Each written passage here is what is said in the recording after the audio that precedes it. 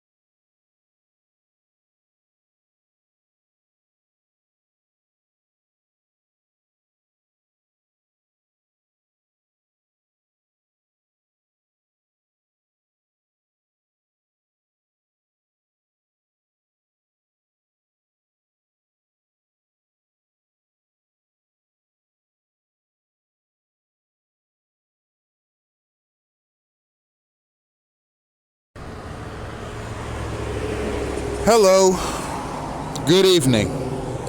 It is your host, Emmanuel Isaiah Smith, and today's date is Tuesday, February 3rd, 2026. The time is 7:35 p.m., and I am in Miami, Florida. The topic of today's lecture is Cuba, Terrorism, and the Gangstalking Connection, Part 9, Persistence in Disorder. And I'll have you know, ladies and gentlemen, that I tend to do these lectures outdoors, and I may have to raise or project my voice from time to time in order to drown out the background noise. Please adjust your volumes accordingly. So what I intend to do in this lecture, ladies and gentlemen, is I'm going to read from a joint hearing before the Subcommittee on Security and Terrorism of the Committee on the Judiciary and the Subcommittee on Western Hemisphere Affairs, particularly of the Foreign Relations Committee and the Senate Drug Enforcement Caucus of the United States Senate.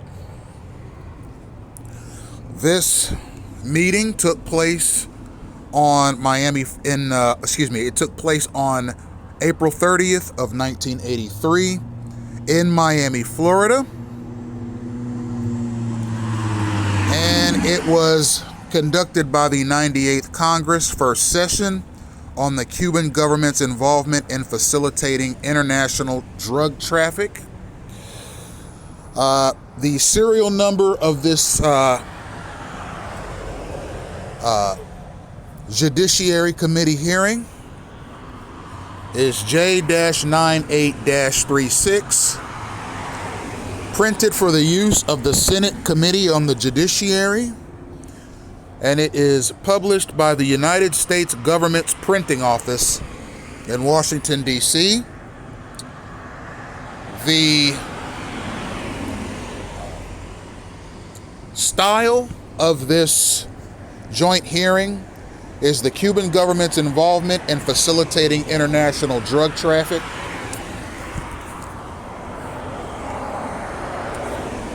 And here are a list of the senators and various staffers that conducted this hearing.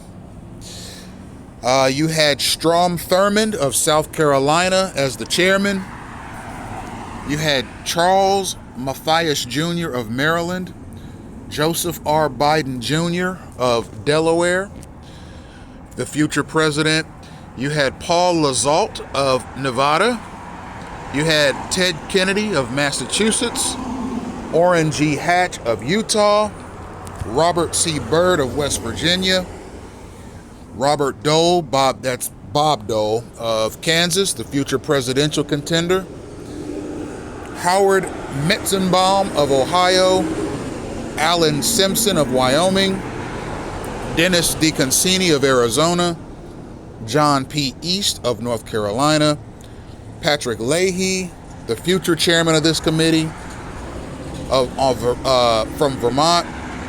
You had Charles Grassley of Iowa, Max Baucus of Montana, Jeremiah Denton of Alabama, Hal Helflin of Alabama, and Arlen Specter, the future co-chair of this committee from Pennsylvania. You had Vinton Devane Lide as the chief counsel and staff director, Deborah K. Owen as the general counsel, Shirley J. Fanning, the chief clerk, Mark H. Gittenstein, the minority chief counsel. And on the subcommittee on security and terrorism, you had Jeremiah Denton of Alabama as the chairman, Orrin G. Hatch of Utah, Patrick Leahy of Vermont, John East of North Carolina, Howard Metzenbaum of Ohio, Joel Lisker as the chief counsel and staff director, Burt Milling Jr., the counsel, Fran Wormuth, the chief clerk. And on the Committee of Foreign Relations, you have Charles H. Percy of Illinois as the chairman, Howard Baker of Tennessee, Claiborne Pell of Rhode Island, Jesse Helms of North Carolina, Joe Biden of Delaware, Richard Lugar of Indiana, John Glenn, the astronaut of Ohio. You got Charles Mathias Jr. of Maryland, Paul Sarbanes of Maryland, Nancy Kassenbaum of Kansas, Edward Zorinsky of Nebraska, Rudy Boschwitz of Minnesota, Paul Tsongas of Massachusetts, Larry Pressler of South Dakota, Alan Cranston of California, Frank Murkowski of Alaska, and Christopher Dodd, the future presidential candidate of Connecticut. You also had Edward Sanders as the staff director, Gerald Christensen as the minority staff director. And on the subcommittee on Western Hemisphere Affairs, you have Jesse Helms of North Carolina as the chairman, Richard Lugar of Indiana, Edward Zorinsky of Nebraska, Nancy Kassenbaum of Kansas, Paul Tsongas of Massachusetts, Larry Pressler of South Dakota, Alan Cranston of California, Frank Murkowski of Alaska, and Chris Dodd of Connecticut. And finally, on the U.S. Senate Drug Enforcement Caucus, you have Paula Hawkins of Florida as the chairman, Dennis DeConcini of Arizona as the co-chairman, James Abner of South Dakota, Ernest Hollings of South Carolina, William Armstrong of Colorado, Gordon Humphrey of New Hampshire, Max Baucus of Montana, Daniel Inouye from Hawaii, Lloyd Benston from Texas, Roger Jimson of Iowa, Jeff Bingaman of New Mexico, Bob Caston of Wisconsin, Rudy Boschwitz of Minnesota, Paul Lazault of Nevada. You have also Bill Bradley from New Jersey, Spark Matsunaga of Hawaii.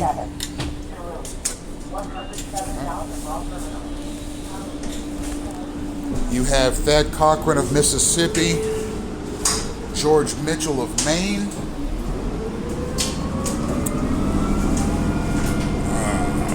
you have Alphonse Diamato of New York, Daniel Patrick Moynihan of New York, Jeremiah Denton of Alabama, Don Nichols of Oklahoma, Bob Dole from Kansas, Bob Packwood from Oregon, Pete Dominici of New Mexico, David Pryor of Arkansas, Dave Durenberger of Minnesota, Dan Quayle, the future vice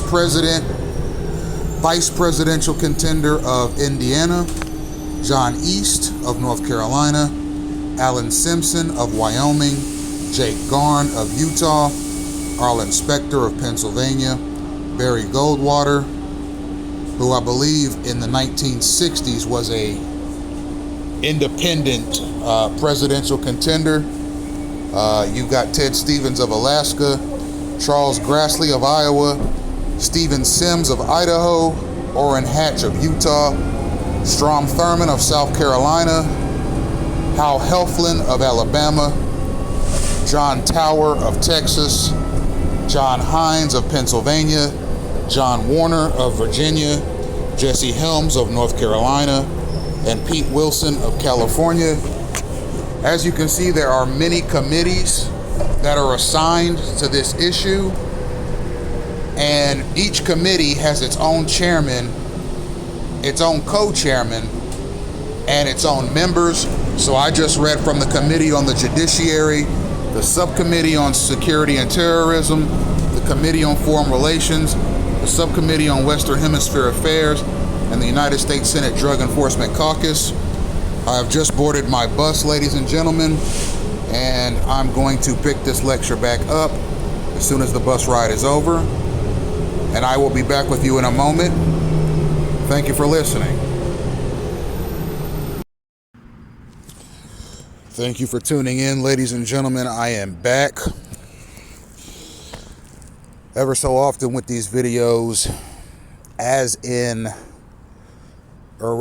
was the case with my MK Ultra video, I had to divide the video up into two parts because of an unexpected disconnect in the original lecture file. So like my MK Ultra lecture, this is going to be part 2 of my lecture, Cuba, Terrorism and the Gangstalking Connection, Part 9, Persistence in Disorder. And like my MK Ultra lecture, this lecture will have part 1 and then part 2. You'll be able to differentiate because part 2 begins with a separate greeting to you, the listening audience.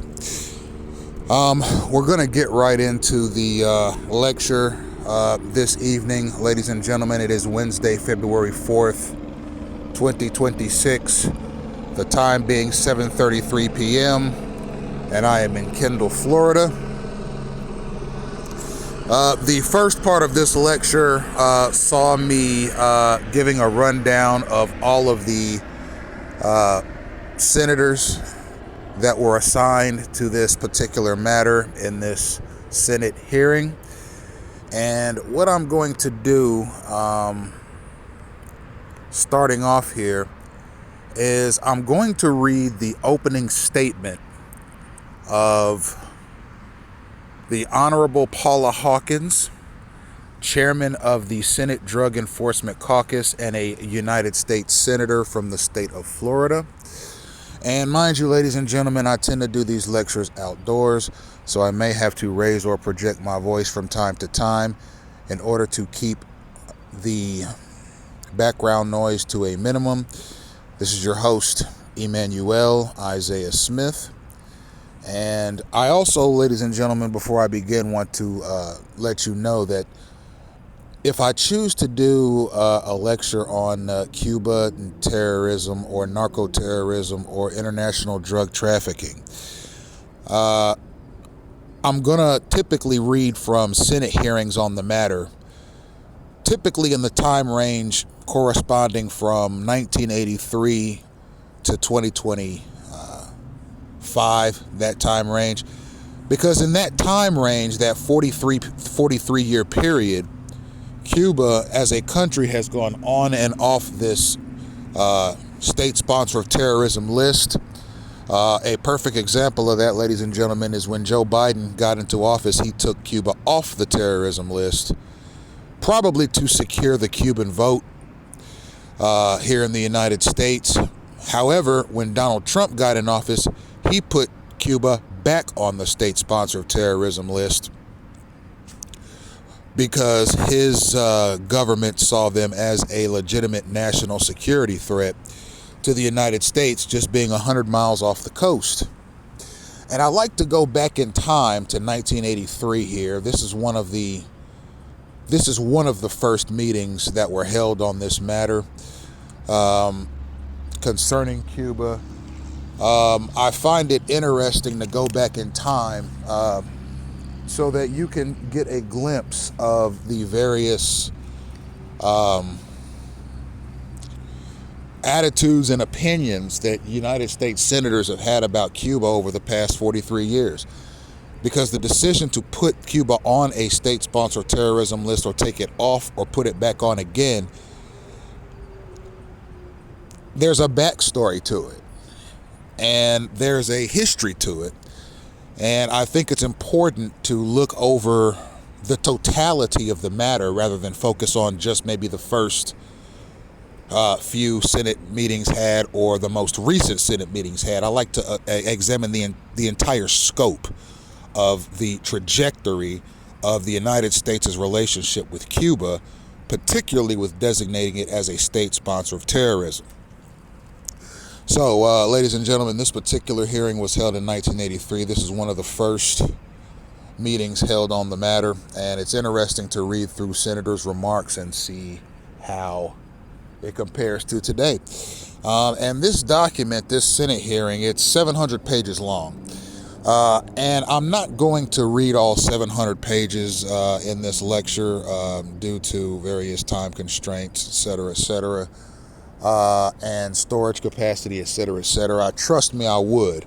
But we're going to narrow this thing down to a few key points and concepts concerning the concerns that U.S. senators of the day had about Cuba. And, you know, this is of a particular importance to me as a Miamian because, you know, having lived in Miami-Dade County for about 9 years now,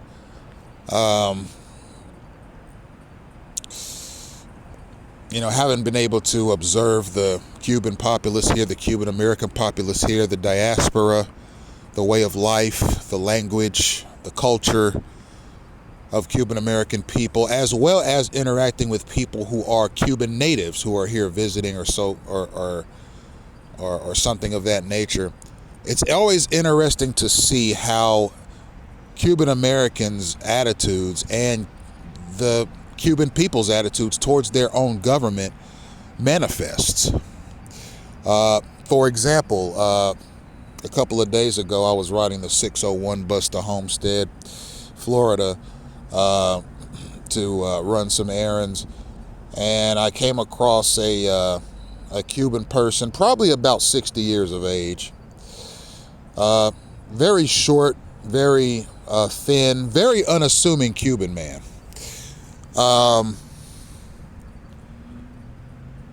He had on loose-fitting clothes, and he was talking to another Cuban guy who was a little taller than he was, kind of stocky, shirt, shorts, hat. And the two of them were talking in Spanish, and I kept hearing the word Cuba, Cuba, Cuba, Cuba, Cuba over and over again in the conversation. And I says to the guy, the shorter one, I said, what's going on in Cuba these days? And he said, no habla inglés, which means in English, no, I don't speak English. And I said, oh, okay, that's fine. And then he goes and grabs his cell phone and turns on some translator app. And he had me speaking to the phone, and he was able to do a translate. It might have been Google Translate. It might have been another translator app. But I spoke into his phone. I said, what's going on in Cuba these days? And it translated it for Spanish for him. And he said something back into the phone in Spanish and handed the phone back to me. And he said, and it read, Cuba has been subjected to a tyrannical regime for the past 70 years. And the government of Cuba has not taken care of its people. And I read that he said into the phone as a Cuban person, and it got me thinking. There are a lot of Cuban Americans here in this country that don't appear very fond of Cuba.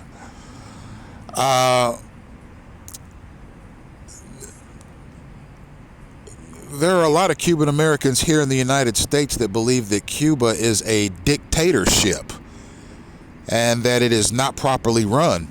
And that's one of the things that Mike Walls, the U.S. ambassador to the United Nations, said about Cuba, is that it enriches political elites at the expense of the Cuban people, and that the Cuban people are typically underpaid and overworked, and the exploits of their labor are enjoyed by a few elites. Now, it doesn't matter what country you come from. You could be a capitalist country. You could be a communist country. Regardless of what your economic philosophy is, there are always going to be a top 1% in any country that is able to make their fortunes off of the taxpayer. I mean, there are just certain professions and certain jobs that you can do that in. It's not terribly unusual. And that's the way it's been for 2,000 years now, really, when you look at the documented history of nations and empires. But what it appears to me as well, at least according to Mike Walls, is that the Cuban regime does not appear to have any semblance of needing to make any changes to its existing system. That the system that it has now of apparently international narco-terrorism, quite a bit of human trafficking,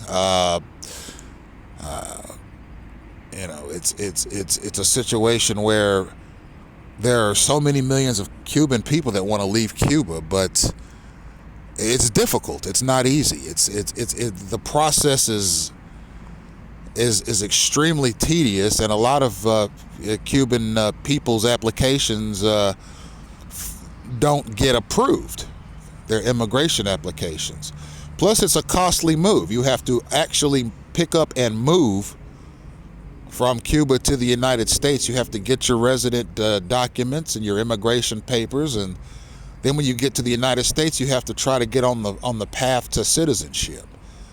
And you have to live in Miami-Dade County, which has a high cost of living. So there are a ton of obstacles for Cubans to come here, but we're going to talk a little bit about the Cuban immigration issue that we saw in the 1980s here in this lecture tonight, ladies and gentlemen. It wasn't a situation where you had these desperate Cubanos looking to leave Cuba, and the regime which it saw as oppressive, and the low income and the poverty and the high propensity for dangerous crimes being committed in the country and so forth. You had a situation where at some point Fidel Castro decided to flex his muscle. And he said, basically, you know what? Cuba, we're turning a new leaf. Okay, this is going to be a new Cuba.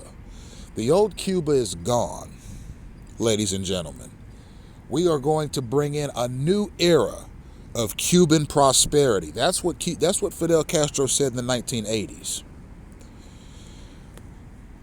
And the people were excited. They were looking forward to this. They were hoping that their island nation would become a prosperous nation, a flourishing nation, a wealthy nation, a respected nation. And Fidel Castro promised them that. And he said, we are going to usher in a new future for the Cuban people, a new generation, a new era. A new time, okay? A new dispensation for the Cuban people is what Fidel Castro promised to them in various speeches, and the Cuban people were ecstatic. They were elated. They were excited. This was around 1982, 1983. And Fidel Castro said, we are going to usher in a new horizon for the Cuban people. And his strategy for that horizon was emptying out his jails of all the felons and putting them on boats and sending them to Miami. Okay, that was the new Cuban century that he was talking about. And that was his only policy. There were no economic reforms. There were no educational reforms.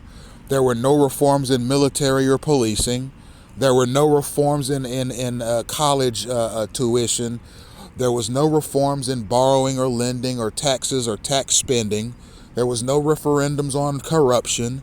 There were no dossiers on standard of living. None of that. His whole remedy for that was, we're going to dump all our criminals into Miami. And then we can start over as a new Cuba. And that was his remedy too. And America just brought him right in and said, hey, welcome. Welcome everybody. Welcome. This is Americana.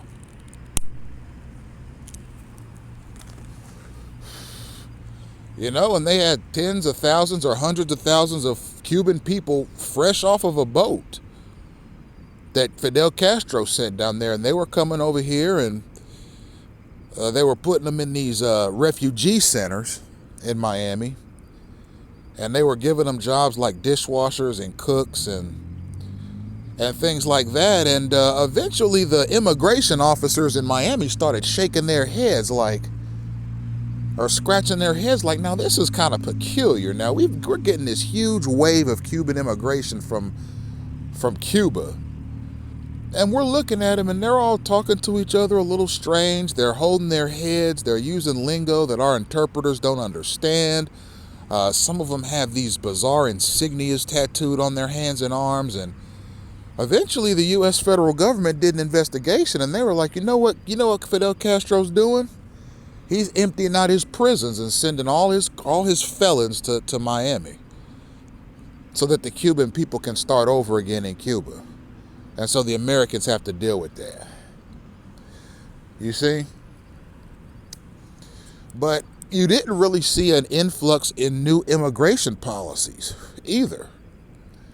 They didn't put up buoys with electric fences on them to keep people from crossing. They just stood there and watched them come in on boats and inner tubes and kayaks from the Cuban state. And they were just bringing them right on in, like, well, we'll see if we can get you housed. We'll see if we can get you employed. We'll feed you real good. We'll give you fancy clothes.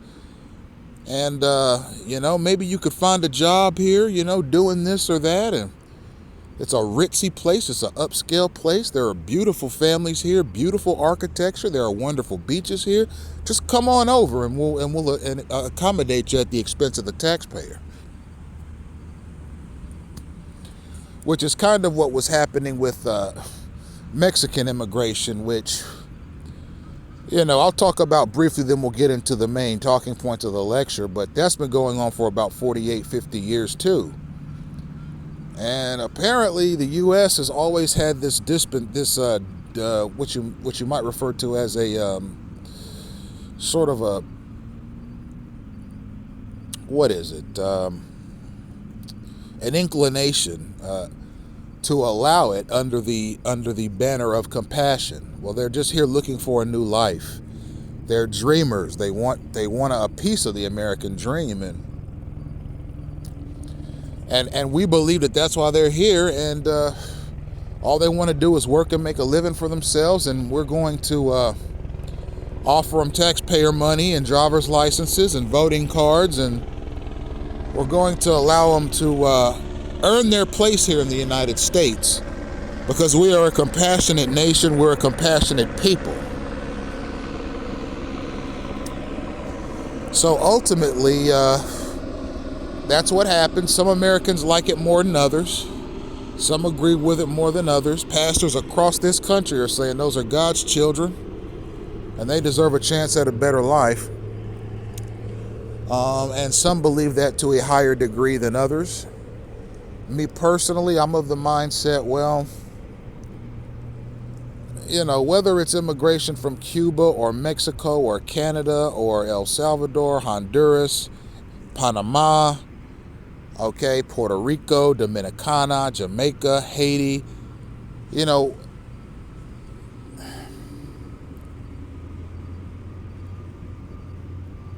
as someone who has watched this matter unfold over the past 20 years in particular, my personal opinion of the matter is, well, there's a such thing as responsible immigration and there's a such thing as irresponsible immigration. I mean, we had a president, and President Trump, for example, ladies and gentlemen, that he said, well, we're going to build the biggest, prettiest, most impenetrable border wall in human history. I mean, this thing is going to rival the Great Wall of China that the Chinese built in medieval times to get rid of the Mongolians, or to keep the Mongolians from crossing over. President Trump said this is going to rival the Great Wall. And as he was building it, next thing you know, he's getting hit with lawsuit after lawsuit, and he's getting hit with all these sexual abuse charges. Somebody shot at him, and he just went through absolute hell as soon as he tried to put that wall up. So it was almost as if there were clandestine forces here in the United States that were saying, listen, Trump, we're going to show you through lawsuits, federal inquiries, and even violence that what you're doing with that border wall is not welcomed. You see, there are very powerful forces in this country that don't want a border wall and that welcome immigration. And I think we saw that manifested in Trump's situation when, as soon as he left office and then as he was running for president, he starts getting hits with tax lawsuits and inquiries into Trump Organization's financial situation, and his write-downs and write-offs and business practices all came under intense scrutiny. And on top of that, women that he hadn't seen or talked to in 20, 30 years were coming forward like, hey, this guy felt me up in a Saks Fifth Avenue changing booth. All right, I want compensation for it, et cetera, et cetera. And Trump went through hell. And, border security, I'm sure, is still a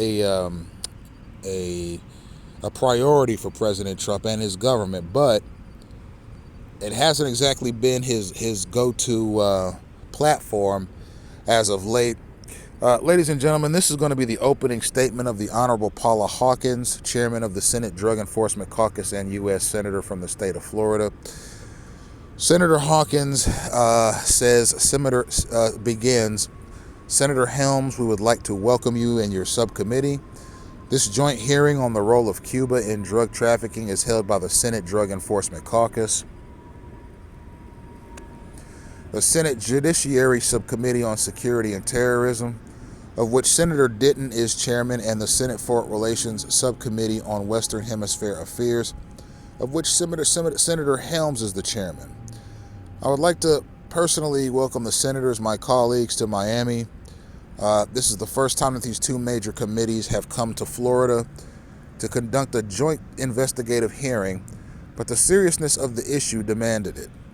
Senator Dick Concini, co-chairman of the Senate Drug Enforcement Caucus, will be here shortly.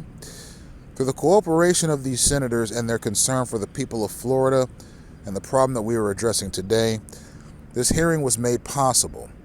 I am deeply grateful for their leadership and their expertise.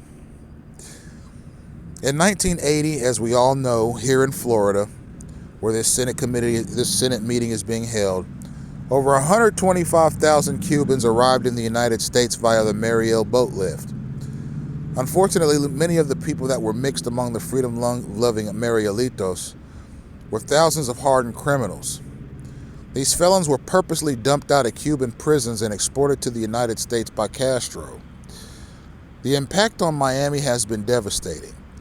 During 1981, Miami was labeled the murder capital of the United States. In 1981 alone, there were over 580 murders in that county. That's about 60 murders a month. That was an increase of over 60% from the previous year. A startling 23% of those murders were committed with machine guns. Today we will hear a detailed testimony by a former agent in the Cuban intelligence service called the DGI and two major international drug traffickers who work directly with the government of Cuba. These three witnesses and their families are now in the Federal Witness Protection Program.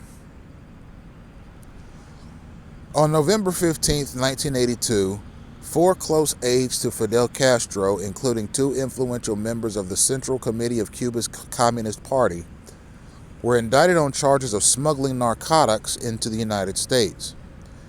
Stanley Marcus is here with us today, and I am very grateful for his services as the U.S. Attorney for the Southern District of Florida. He has his assistant Robert Gregory with him. They led the investigation of the Jaime Lara case, which resulted in these important indictments. Through their courageous and thorough investigation, the federal government gained crucial information regarding the communist drug conspiracy, and among those indicted were One Rene Rodriguez Cruz, a senior official of the Cuban Intelligence Service and a ranking member of the Cuban Communist Party Central Committee. It was he that helped organize the Cuban boat lift into the United States. Two, we had Aldo Santamaria Cuadrado, a vice admiral of the Cuban Navy and also a member of the Cuban Communist Party for Central Committees. He is charged with having supervised the protection and resupplying of ships transporting drugs from Colombia to the United States by way of Cuba. Also indicted were Fernando Ravelo Renedo, Cuban ambassador to Colombia, and Gonzalo Bazols Suarez, a former minister counsel of the Cuban embassy in the Colombian capital and a member of the Cuban Communist Party. Both were charged with direct involvement of the community of the Colombian drug trafficking into the United States. The National Narcotics Intelligence Agency recently reported that trafficking cocaine between Colombia and the United States exceeded 31 metric tons in 1981, with a street value of $27 billion. In addition, estimates are in 1981, 36 metric tons of methaqualone worth nearly $1 billion entered into the United States again from Colombia. The goal of this joint hearing is to investigate and to establish to the extent of which the government of Cuba is promoting drug trafficking. The fact that Castro has chosen to associate himself with criminal elements and international drug smugglers, I believe, is a clear indication of his contempt for international law and his intent to undermine American society through drug addiction, moral corruption, and violent crime. Investigations reveal that the Cuban dictator's support of drug trafficking is linked to his promotion of terrorism in Latin America. Ships are loaded with drugs in Cuba to be taken to the United States. They leave the United States. Many of these ships returned to Cuba with weapons destined for South American mainland. I believe that the Cuban dictator's efforts to strike at Florida continue to this day. Only this month we experienced another boat carrying 72 illegal Haitian immigrants found adrift in Florida waters and was towed to our shores. Now, although the illegal immigrants claimed that they had been at sea for weeks, neither they nor their boat exhibited signs of exposure. Close investigation of the boat revealed a medicine chest containing only Cuban and Bulgarian medicines. Clearly, Castro is providing a temporary harbor for Haitians and then facilitating their illegal entry into the United States by towing their boats into Florida or Bahamian waters. It is my sincere hope that this joint hearing will enhance the awareness of the American public and the congressional leadership, our law enforcement officials, and the international community of Cuba's covert actions. Castro must be held accountable for his actions, and the U.S. foreign policy must be used as a preventative tool for stopping drugs before they ever reach this country. Nothing should supersede our desire for Americans to live free from violent crime and drug abuse. I look forward to hearing from the many witnesses that are going about to participating today and spending their Saturday in helping bringing about some solutions to this terrible problem. Senator Helms, I would appreciate hearing from you at this time. I would also like to thank you so much for coming here on a Saturday to Miami. So what we see in Paula Hawkins is crap.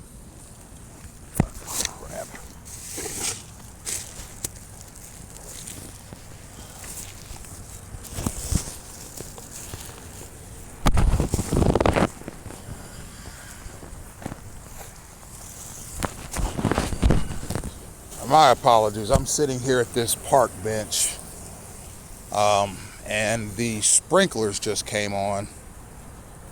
I didn't get wet, but it's kind of wetting up this bench that I was sitting at. So I'm going to have to move my location. But I'm going to talk as I walk. So Senator Hawkins brought to the forefront a number of political matters, socio-political matters, that I talked about in the intro to the part 2 of this lecture. She's saying that Castro has decided to send dregs, felons, violent persons from his prisons to the United States. And having done so, with a total disregard for the effect that it would have on American society. Now, it looks as if Castro is also overseeing shipments of cocaine, 31 metric tons of it, with a street value of $27 billion to the United States as well. So it was kind of a double whammy for the United States. You were getting the worst of Cuban society settling here, and you were also getting untold numbers of grams of cocaine, okay, by the ton, okay, wrapped up, packaged, and sent to the United States on boats. And once that cocaine was dropped off here, it started going through the county like hotcakes. People were buying that stuff up like hotcakes here in this wild and free jungle that's known as Miami-Dade County. And people were buying it like hotcakes too here in the United States. 31 metric tons was brought from Cuba to here on Castro's orders. He was obviously getting some of the money back in the form of kickbacks and so forth. enriching himself and his co-conspirators, which are obviously governmental officials. And all 31 tons of it got bought up by U.S. citizens, and there was certainly an epidemic of the rise of the drug kingpin mechanism right here in the United States. And Senator Hawkins presented a problem here. She didn't offer a solution, but I'm sure solutions were offered at various points in time throughout this Senate hearing. So Senator Hawkins went ahead and made her general concerns known, and then she decided to close her opening statements with the reiteration that the drug problem that is about to manifest, or that has manifested in just 3 years' time, is one that requires the full attention and remedial efforts that the United States Senate had at its disposal. Now, it's difficult to say, ladies and gentlemen, how many undercover DEA agents and so forth were behind the discovery of all of this drug activity that was going on. I mean, there were probably thousands of informants from the United States and Cuba that got together and said, you know what, we need an undercover presence in Miami-Dade County to take a look at this drug situation and bring its realities to the attention of the U.S. Senate.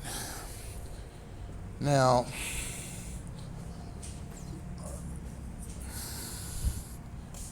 I've always found it peculiar that, even despite these challenges concerning international narco-terrorism brought on by the Cuban state, that, even to this day, it's still happening. Even to this day, it's still happening. I mean, we have more technology than ever, more surveillance equipment than ever, more know-how than ever, and still, we as a country have been unable to remedy the influx of drugs and cartel persons from Cuba to the United States. Has been almost entirely an untouchable enterprise, unfortunately.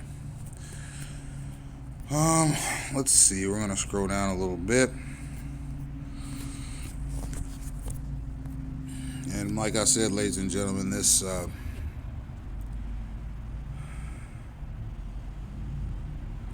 document is 700 pages long, and I wanted to scroll through it here with you live.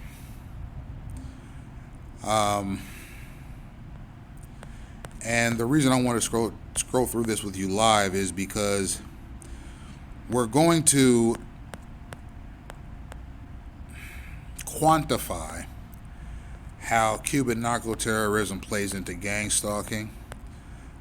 Ladies and gentlemen,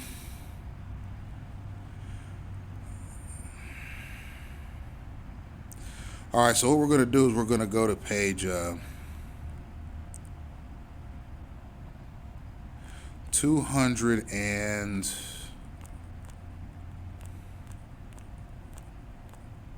no, what we're going to do is we're going to go to page 100 and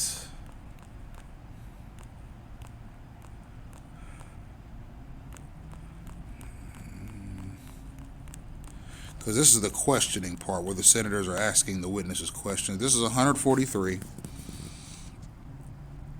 And this is an excerpt for the federal charges that were brought against Jaime Gulo Lara, Fernando Revelo Renedo, Gonzalo Basol Suarez, Aldo Santamaria Cuadrado, Rene Baez Rodriguez, Rene Rodriguez Cruz, David Lorenzo Perez Jr., Hector Gonzalez Cuyones, Frank Bonilla, Jorge Felipe Llerena Delgado, Jose Domingo Martinez Valdez, a.k.a. Jose Luis Martinez, Jose Rafael Martinez, a.k.a. Pepe Gato, Cornelio Ramos Valladares, a.k.a. El Cori, Alberto Cortez, Levinio Orabio Michelena, y Julian Losada, a.k.a. Cochaco. So these are the names of the people who were brought up in this indictment. It's being labeled Exhibit 4. These are government officials, ladies and gentlemen, government officials of the Cuban state that have used narco-terrorism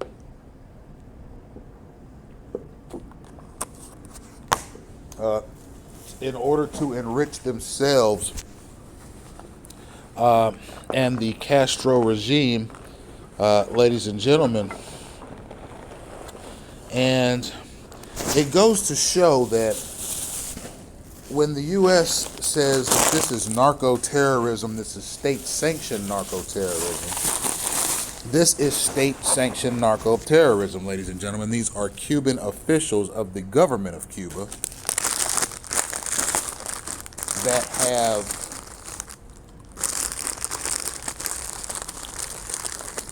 assisted the Cuban regime with efforts in international narco-terrorism.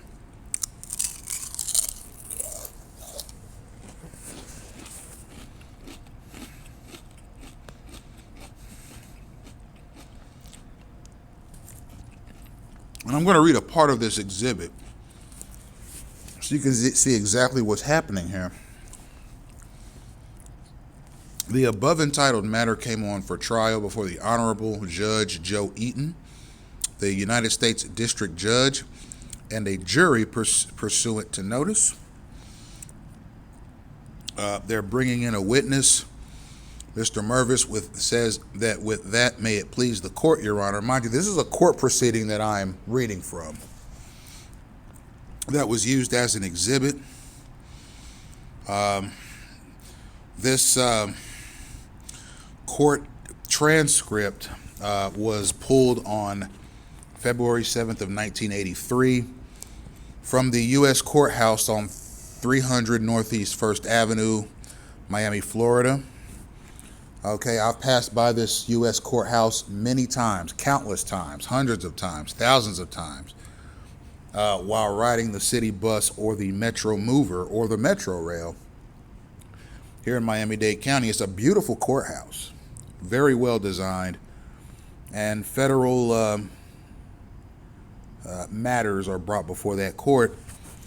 And I'm going to reiterate these defendants in this federal case are all Cuban officials, okay, that were involved in the drug trade.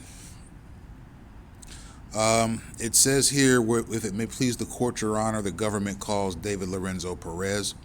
And mind you, this is an exhibit in these court hearing, in these Senate matters, of a court case transcript. Okay.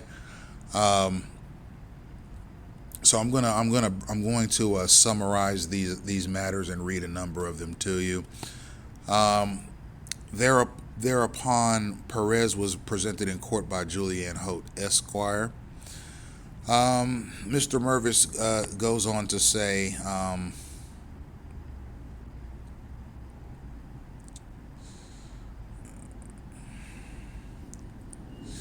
okay, sir, would you please state your name?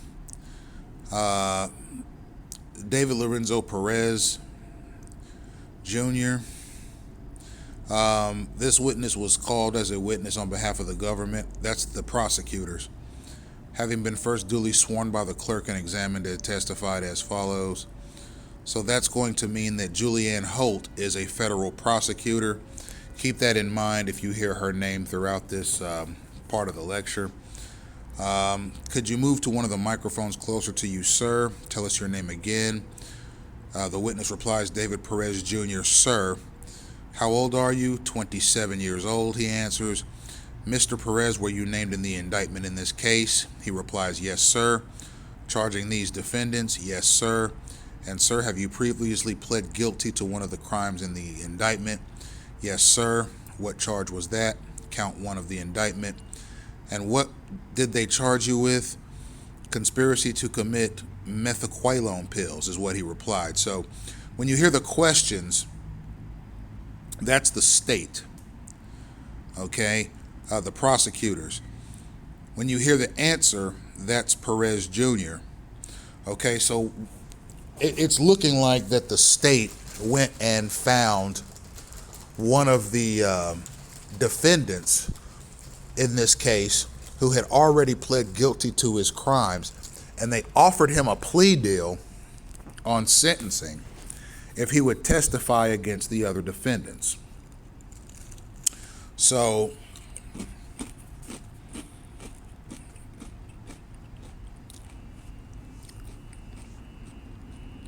this guy was charged with conspiracy to smuggle methaqualone pills into the United States. It's a recreational drug.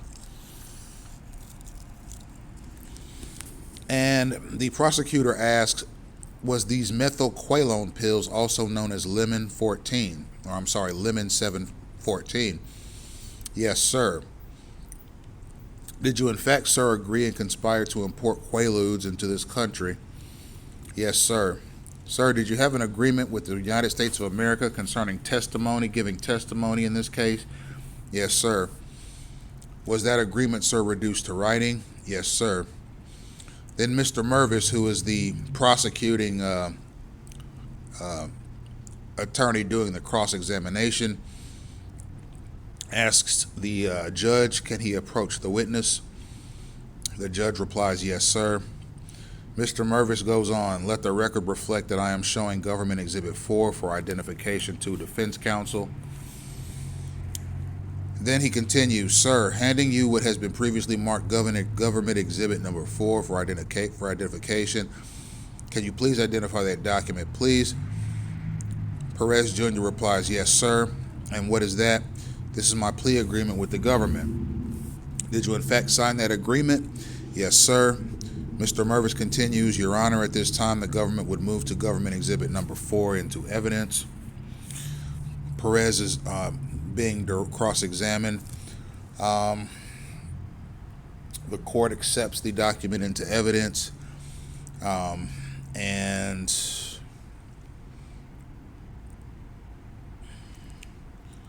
that document was published to the jury.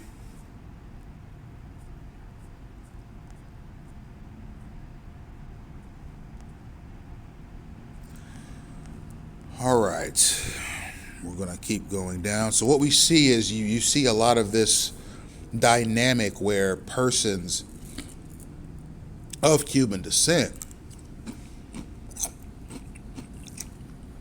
who were dealing drugs or helping with shipments were being charged in federal court, and the prosecution, or the state rather, was giving them plea deals for testifying against the other defendants.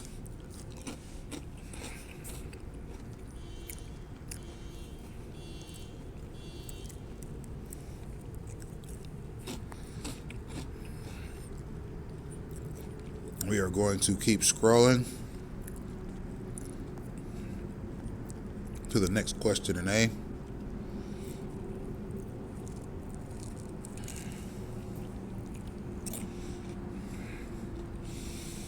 Okay, we're going to read this sequence. The prosecutor goes back to direct and asks Perez, "Have you ever been convicted of a crime?" Perez replies, "Yes, sir." "And how many times?" "One time, sir." "And what was that on? Was that on a drug smuggling charge?" "Yes, sir." "And did you receive a sentence in the case?" "Yes, sir." "And are you still in jail pursuant to that sentence?" "Yes, sir." "Sir, have you been paid anything for your testimony today?" "No, sir." And do you understand that this agreement, which has just been read to allow you to testify falsely at this trial?" "No, sir." "And what would happen? What is the charge that you would be subjected to if you were found to be falsely testifying?" Perez responds, "I'd be facing 5 years for perjury." So what the prosecution is doing here is establishing an open court in front of the jury that this witness has not been rewarded financially for his testimony, and that his testimony is true and accurate,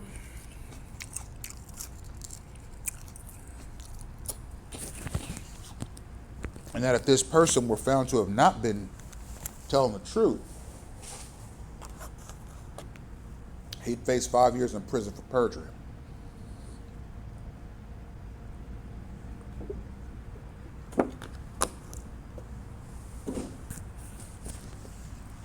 So we're going to go down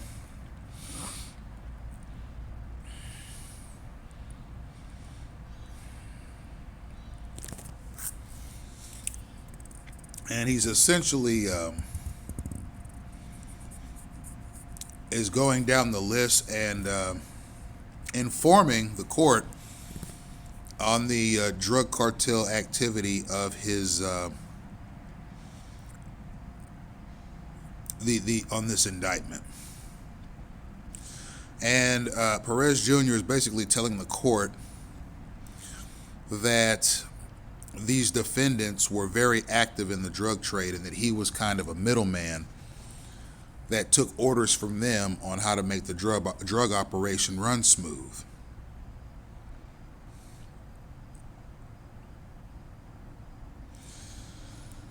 So we're going to scroll down a little bit.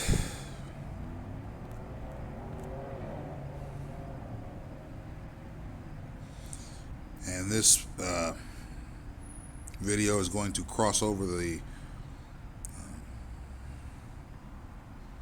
1 hour mark, ladies and gentlemen.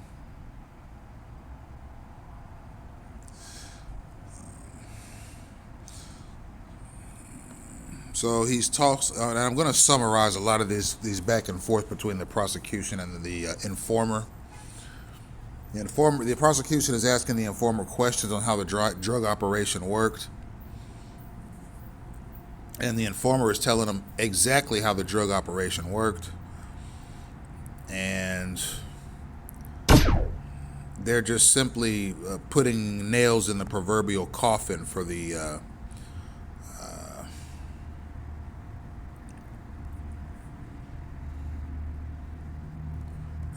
court here.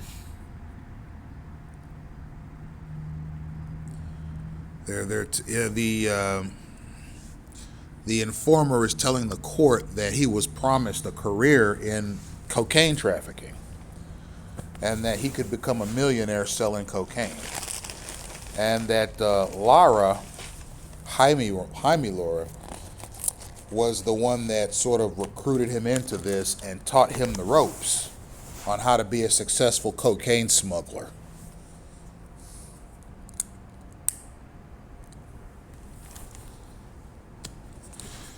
Okay, so we're going to continue down.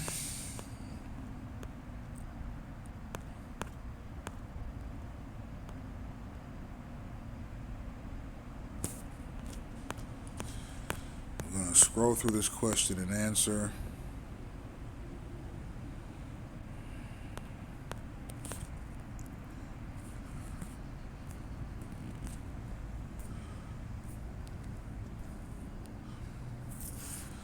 And we're going to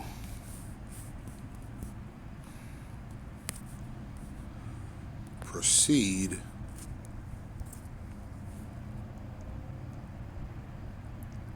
All right, so we're going to talk about how Frank Bonilla was put into this program.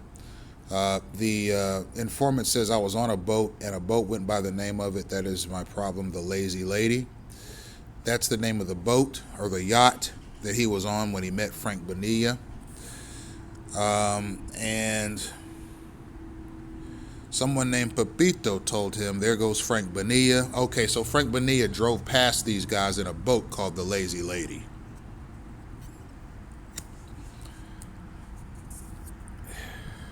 And the informant was introduced to Bonilla by Pepito.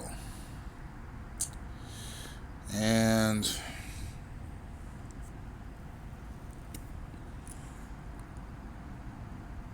he's talking about his first conversation with Bonilla.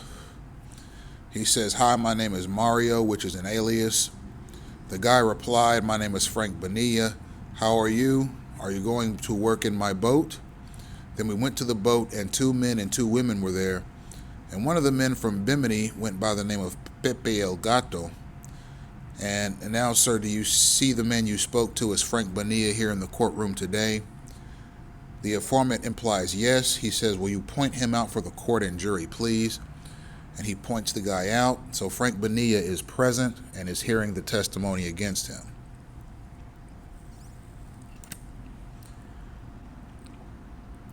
And apparently Hector Gonzalez went by the alias Frank Bonilla. So the guy's real name is Hector Gonzalez, and he is in court listening to the testimony against him, the federal testimony against him. So here's what we have, ladies and gentlemen. Okay, Gangstalking operates exactly like this. Okay, there are front men, there are informants, there are tiers, there's a hierarchy, and it's built on trust, just like any drug smuggling operation is built on trust. I mean, if a gang stalker were to testify in a Senate Judiciary Committee of his role in clandestine gang stalking, the conspirators would have to take a hit because their operation is being made plain. That's what I do, ladies and gentlemen. I'm not a gang stalker.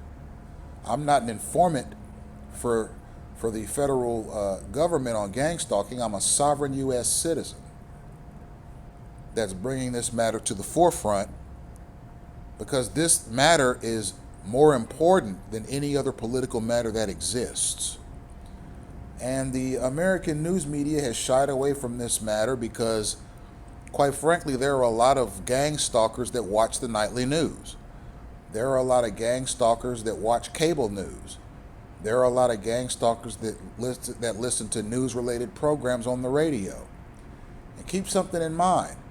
Gang stalkers are consumers and customers and patrons as well. Gang stalkers can be alienated too. Okay?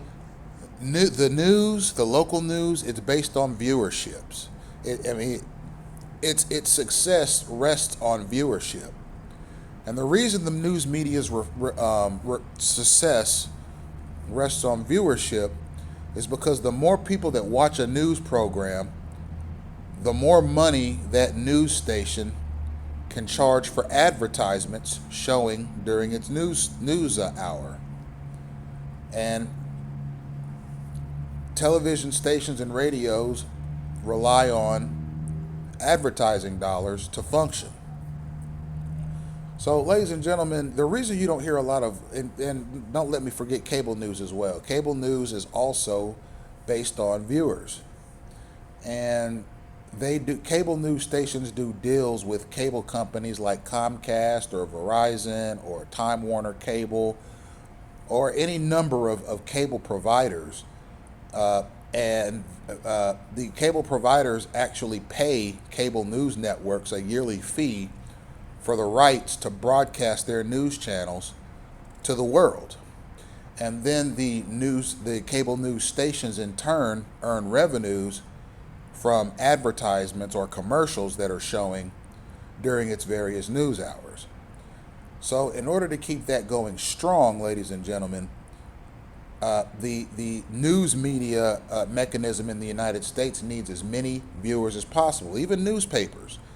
Your local newspaper, it operates off of advertisements. All the advertisements in your local newspaper are paid advertisements by companies and people who have paid money to that newspaper to show their ad for a period of weeks or months.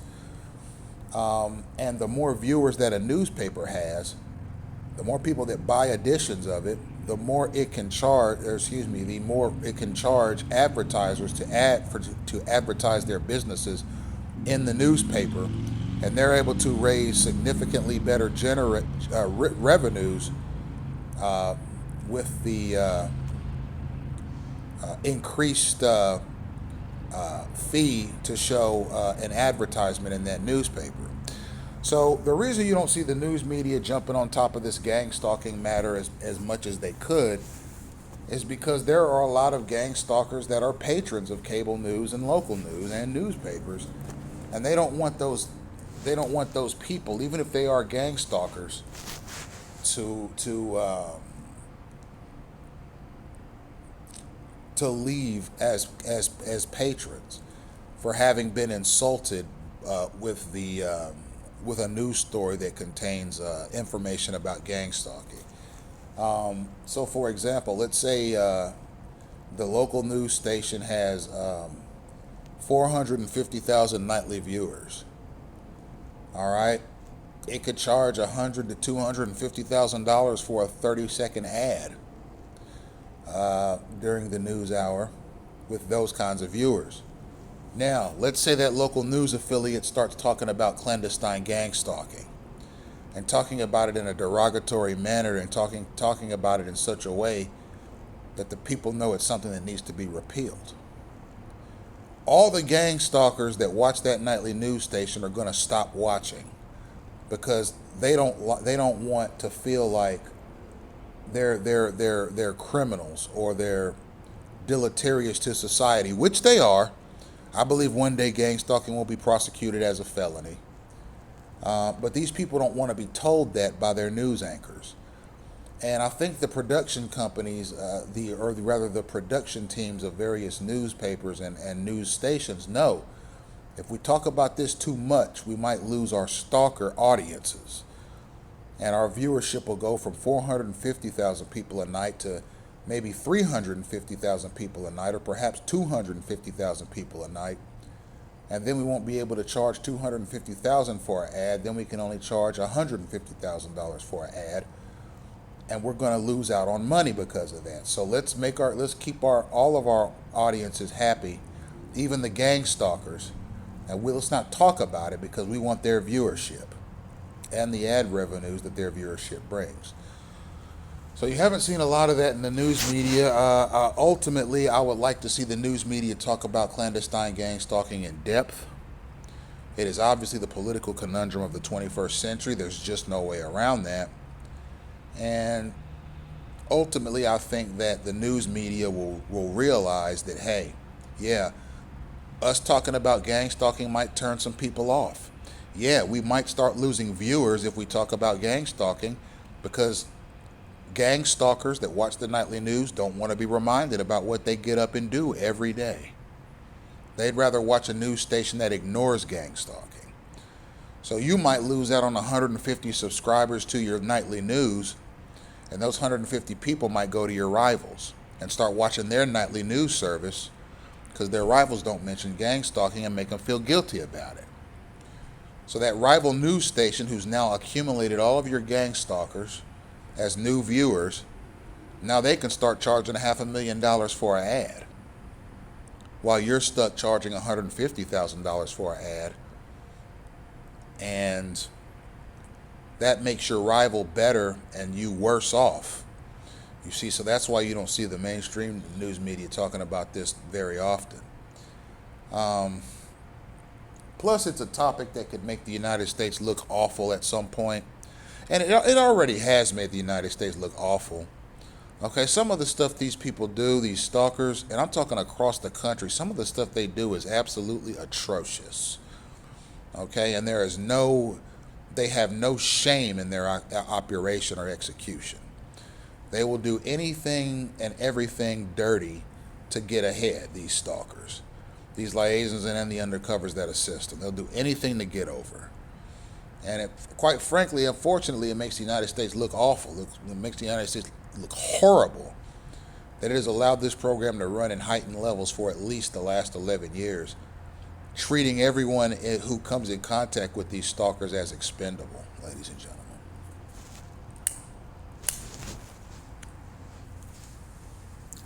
So, we are going to scroll down here.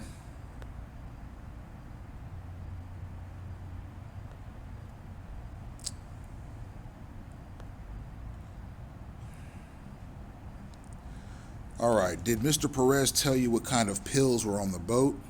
The informant says yes. The prosecutor asks, what kind of pills did they say he were?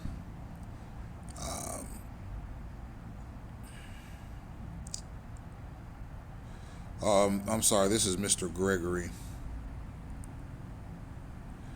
I believe Mr. Gregory is a defense counsel. And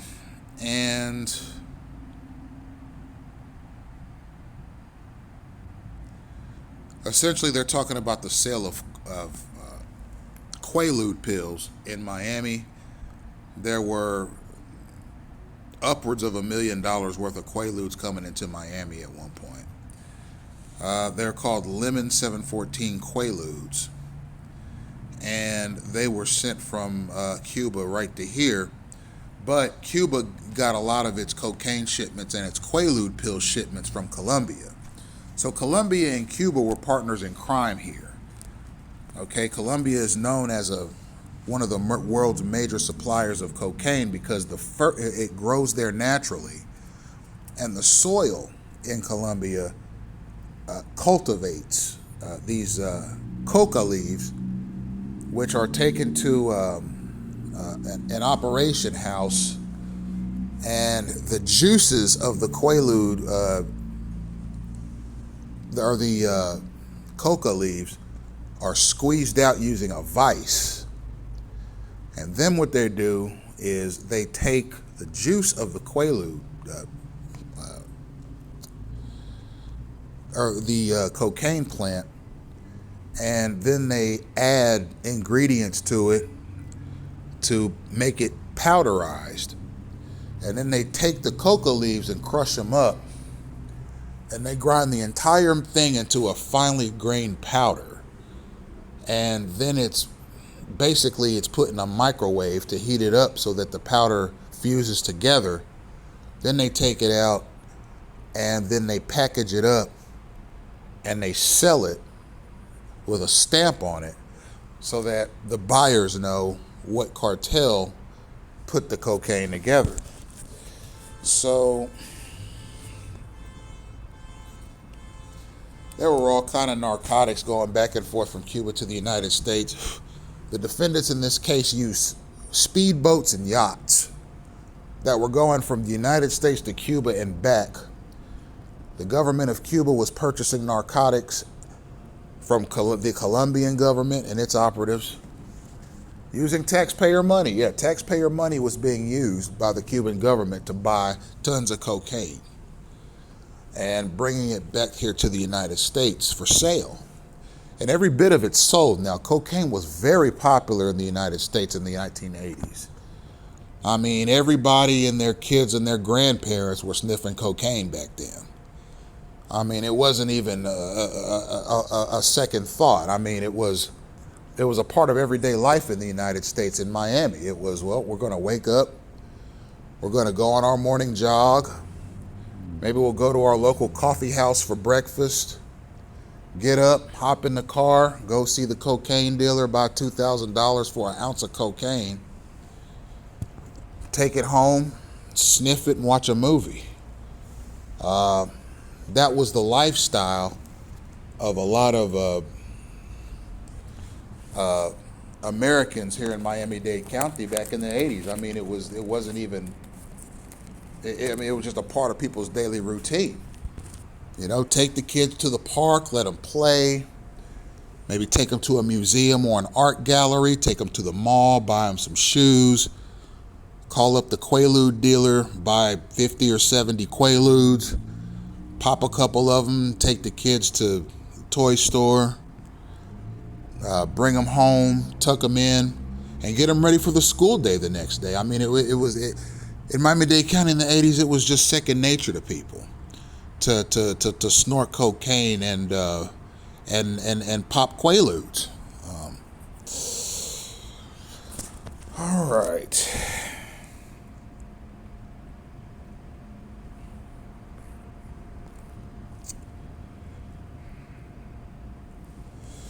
I'm going to keep scrolling down, ladies and gentlemen.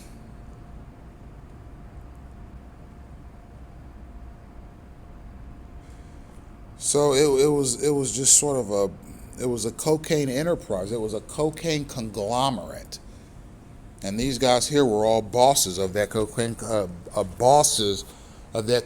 conglomerate. Now it's hard to know how many informants were infiltrating those cocaine units and gathering information, but that's good informant work. That's good undercover operative work, to infiltrate a cocaine smuggling ring and take data on it. That's good operative work, typically.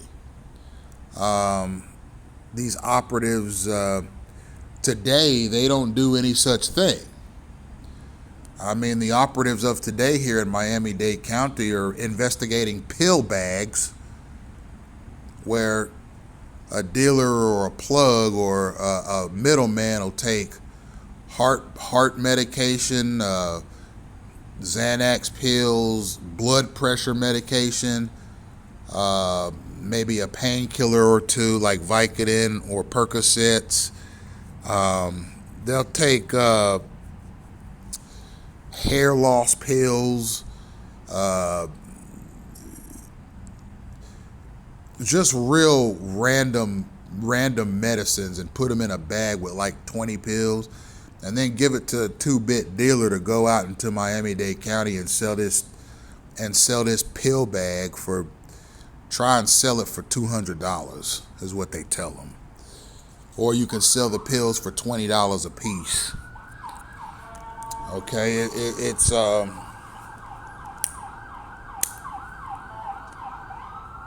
it's a situation where, the show must go on. I mean, there ain't that many cocaine cowboys here, but there are a lot of pill bag cowboys here that go around trying to sell these $200 pill bags here in Miami-Dade County, men, women, and children. Now, it's an income supplement. It's a remedy to a lot of problems. It's okay, you're here in Miami. Yeah, the cost of living's high. All right, the Cuban government can help you out. Okay, because we have extensive operations here in Miami. What's your pleasure? What are you good at? What are you good at hustling? What are you good at selling? We got these pill bags. You can talk to this person or that person in this neighborhood or that neighborhood. We can give you a pill bag. You can go on the streets and try and sell it for $200. And then you give us 50% of that. You keep $100 for your hard work. Okay. It's not that Scarface, right? Mentality where you come to Miami, you see it as a world of wealth. You want a slice of it for yourself, so you go in and try to become a cocaine kingpin or something. It's not like that. It was like that in the 80s, as far as I can tell. But it ain't like that no more. Nowadays, you got guys running around the county selling $200 pill bags.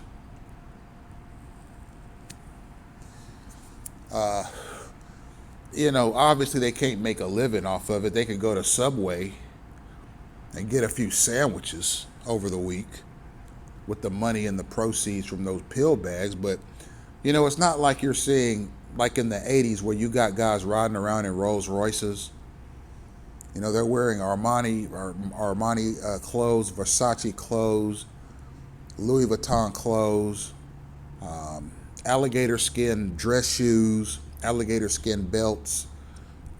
They got on $6,000 worth of jewelry. You know, they have a statuesque mistress in their life or a statuesque wife. They live on the beach in a fancy high rise, and you know, they got Picasso paintings sitting in their living room, and it's not like that anymore, ladies and gentlemen. I mean, you know, people do come here from other parts of the country to hustle dope, but it's just simply not the same as it was. I mean, you're not going to get rich off of it. It might just be a supplement to your daily job and working, you know, in a restaurant or something like that, or maybe you're a construction worker, or maybe you work in a warehouse or something like that, and you hook up with a dealer, and then in your spare time or your time off, you could try and sell a pill bag for $200.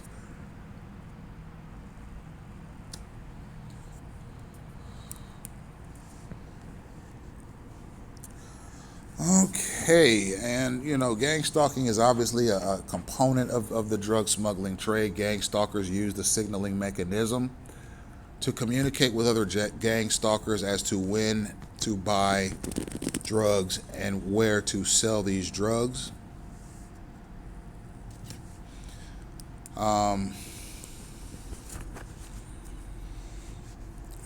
So yes, there are signaling mechanisms in the drug trade here. People who sell drugs in Miami-Dade County are very skeptical of outsiders. That's why I ran into the opposition that I ran into when I started a civilian patrol assignment in Olympic Park in Kendall. There are a lot of dope smugglers in Olympic Park. There are a lot of dope smugglers in Kendall. And a lot of these guys, when they see a new face, like for example, me walking through the park doing patrol, their thinking is not, well, how do we recruit this Chico to sell dope with us? It could be marijuana, you know, it could be cocaine, it could be heroin or fentanyl, it could be one of these $200 pill bags, it could be prescription medication, you know, it could be a lot of things.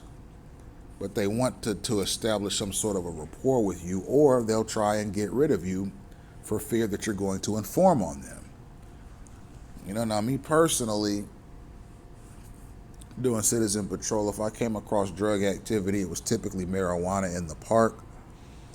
I've had officers tell me that marijuana is decriminalized in Florida, and if these guys want to sit back here and smoke that marijuana in the park, that's not a cause for concern. That's not a reason to call us. Okay?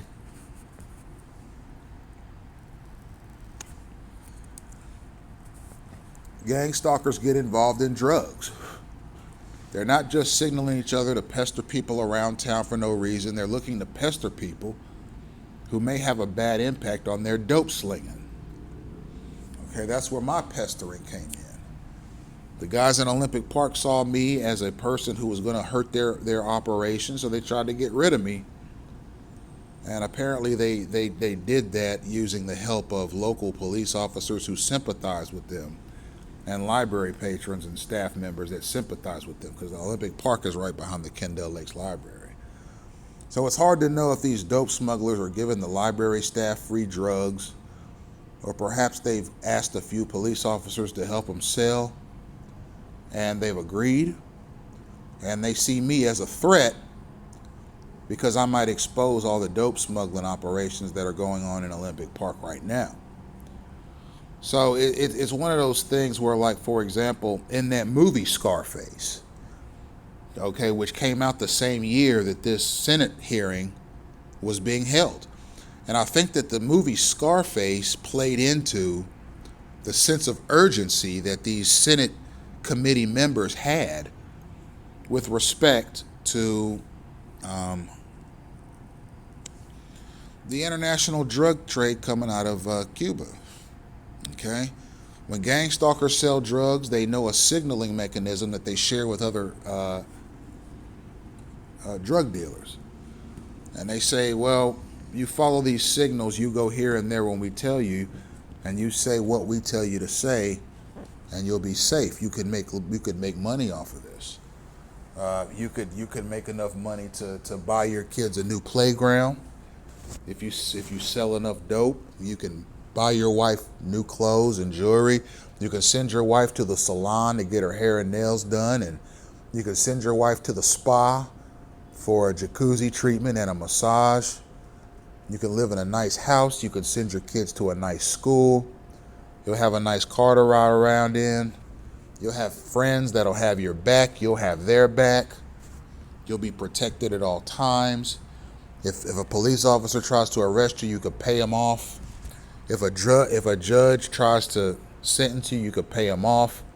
Similarly, a prosecutor, you can pay him off to not prosecute you for smuggling dope here in Miami-Dade County in the 1980s.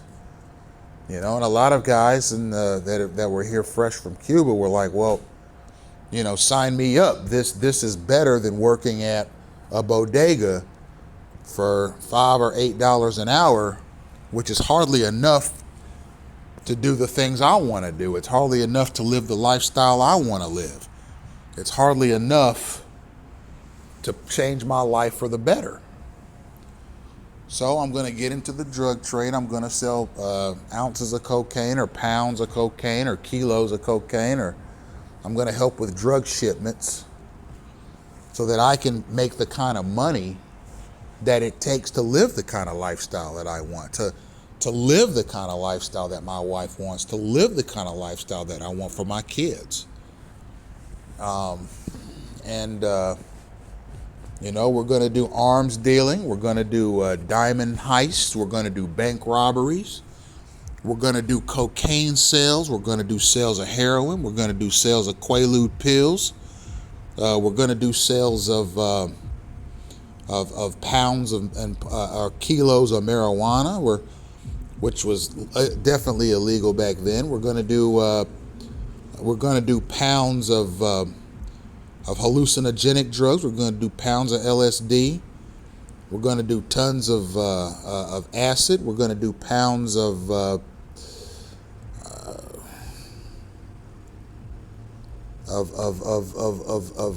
MDMA pills, ecstasy.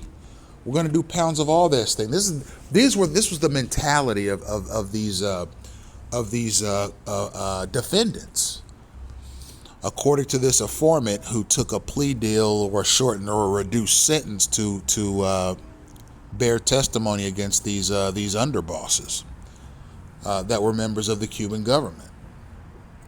So it was about enjoying the American way of life through dope smuggling, which was a very lucrative business in the 1980s. Like I say, these people aren't selling drugs to mannequins. All right, they're not selling these drugs to cats and dogs, or bluebirds, or hummingbirds, or vultures, or blackbirds, or crows. All right, they're selling this dope to real people. And, you know, given the high cost of living in Miami-Dade County, you're going to have some increase to live here anyhow. And there are a lot of people in Miami that had disposable income. And they were taking that disposable income, they were going right to the drug dealer and buying thousands upon thousands of dollars of dope from these dealers at one time. And it wasn't necessarily a mainly Colombian clientele.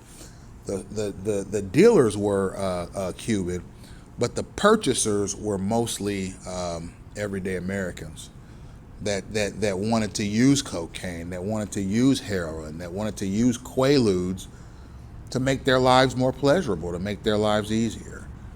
And these drug dealers, they made it happen. Now, here's the thing. You'll notice during Paula Hawkins' opening statement that she said that crime has gone up exponentially since the drug trade came in here. And here's why. It's because, first of all, you had people borrowing dope and not paying back the proceeds to the dealer, and the dealer was going out and getting them killed. You had people in the United States getting strung out on these products And they were breaking into people's homes to find TVs, radios, coin collections, toasters, sewing machines, anything of value that they could sell on the street so that they could get their next hit. And sometimes people were mugging people or shaking them down in the street, stealing their wallets, stealing their credit and debit cards, and taking the proceeds from these items and going to the dope dealer and buying quite a bit of dope. Here in Miami-Dade County, and it made the crime rate go sky high.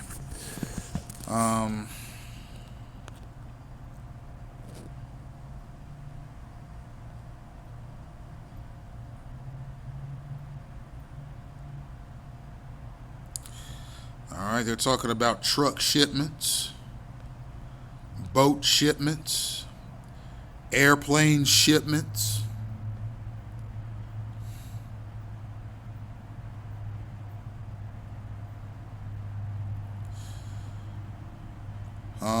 Mr. Lazarus, who is the defense attorney, is objecting to some of the questioning given.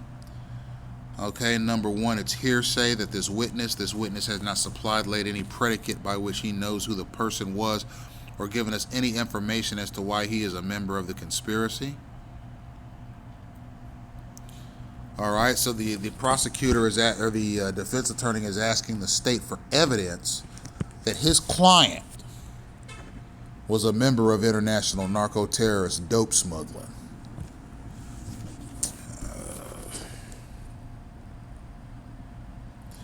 So we got the afternoon session coming up here. The jury is brought back in from the break. They're using radios, apparently, according to this informant. They're using radios to identify who the guys are that need to be spoken to about this extremely lucrative dope smuggling operation. $27 billion was pumped into this dope. $27 billion. All right, in labor, capital, and product was used.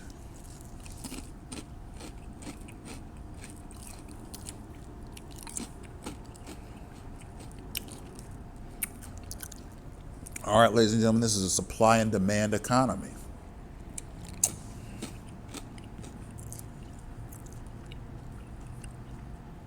These dope smugglers could charge $2,000 for an ounce of cocaine.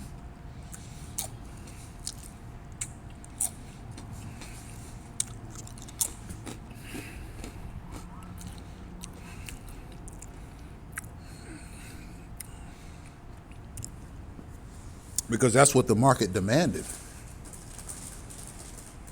You see?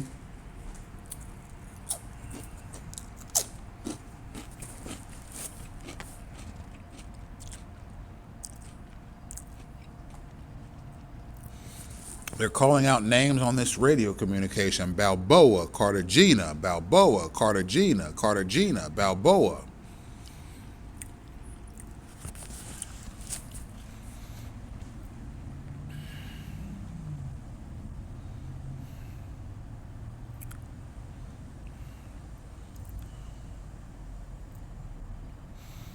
They got an 18-wheeler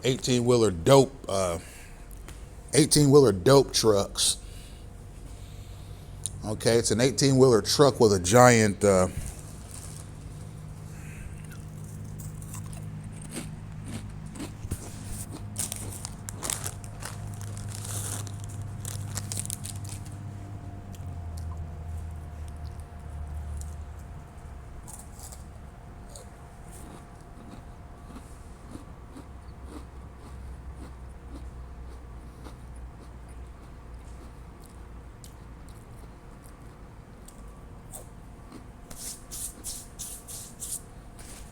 One second, please.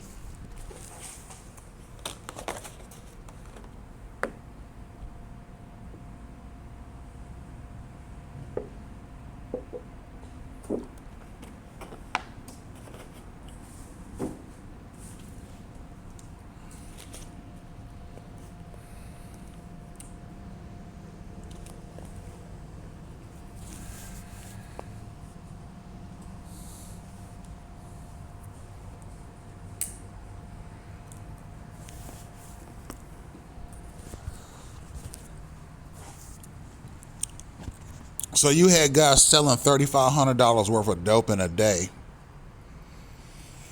and then they give half of that to their supplier, keep half of it, and pay the rent on a high-rise luxury apartment.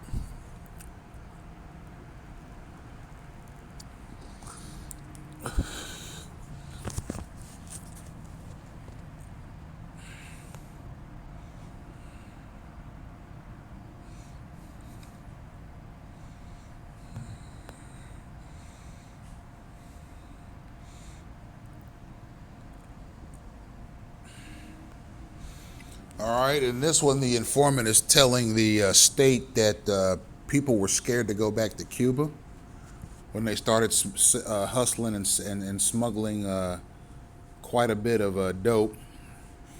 He's saying that guys were scared to go back to Cuba and get new shipments because they were afraid that some tomfoolery was going to happen, and they were either going to get killed, told on, and incarcerated, or kidnapped or kept in Cuba and not able to return to the United States. Okay, the business was very volatile. You could be a hotshot cocaine kingpin one minute, and then the next minute your underboss has given you up to the Department of Justice as a federal conspirator in cocaine trafficking. Next thing you know, you're looking at 30 years in prison.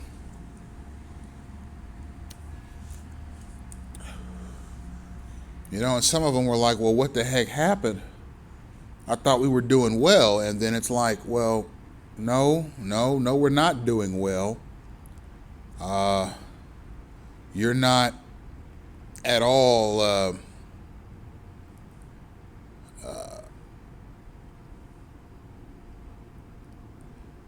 an asset to this dope smuggling operation.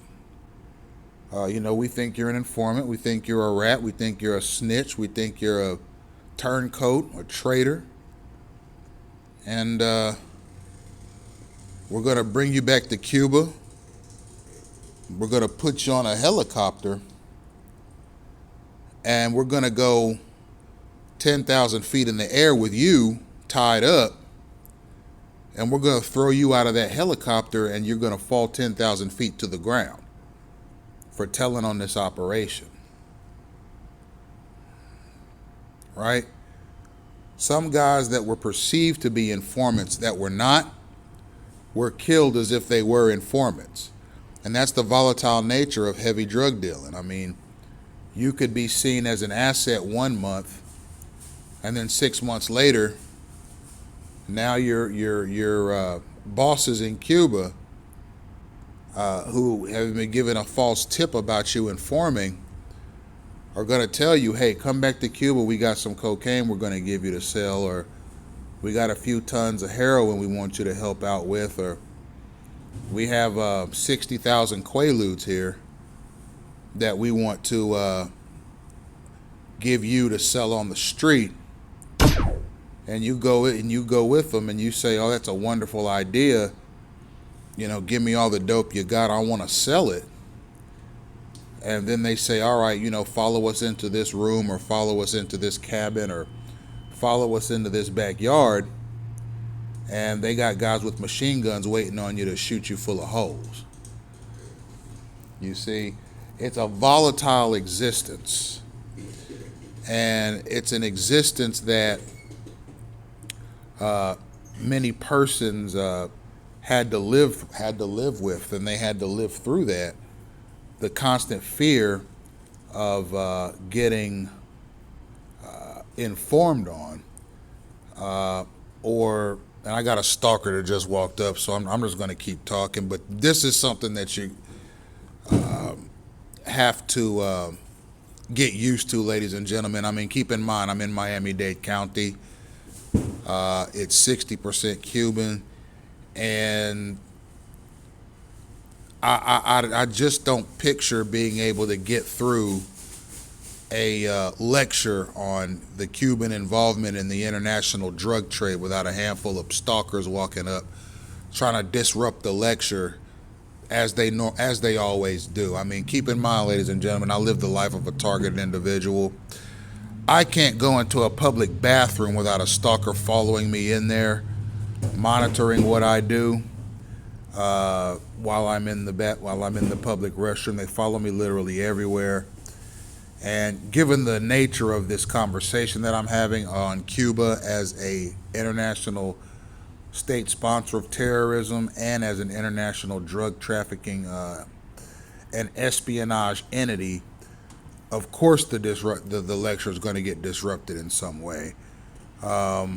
It's a matter of steering clear of sort of the animosity that's there. Okay. When I go to a grocery store, for example,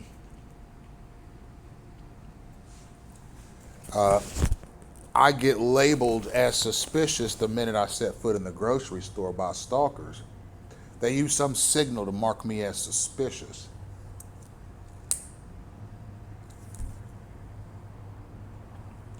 And that's because the handlers and the liaisons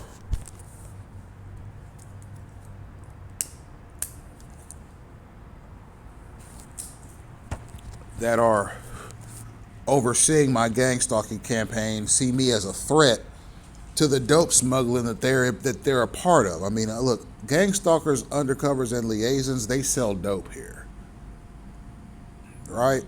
And they have to keep a tight grip on me, and they have to watch everything I do, because I don't sell anything, never have, wouldn't know where to start if I wanted to, and never would start. But at the same time, this is a county that's 60% Cuban. And far be it from them to want an African American political dissident to expose the fact that gang stalkers, undercover operatives, and liaisons are all involved in dope trafficking here.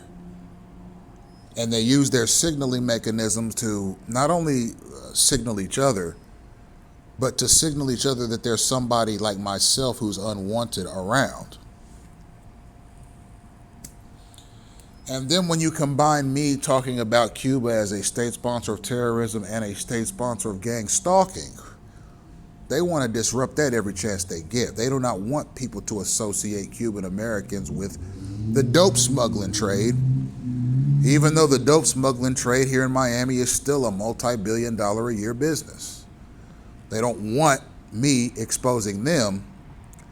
And once it gets around that I'm doing a lecture on Cuba's role in international narco-terrorism, these gentlemen do everything in their power to disrupt the lecture to prevent the truth from getting out. But it's too late. The truth is already out.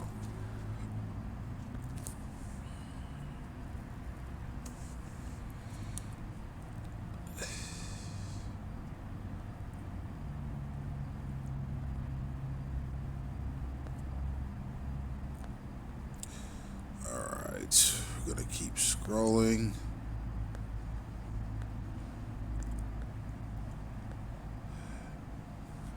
I'm going to backtrack to the opening statements, and we're going to read another opening statement and close out the lecture.